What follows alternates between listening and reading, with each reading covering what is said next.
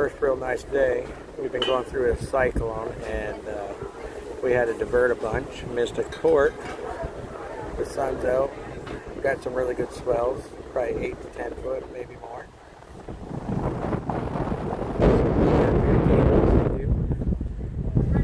Please like and follow.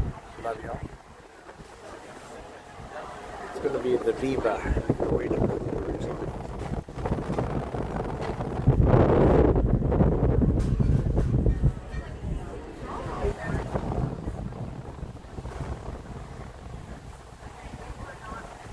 Going about 16.4 knots. And wind there. Got a hot tub here. This is going to be the Vibe Club. It has 2 hot tubs. They only sell the number of chairs.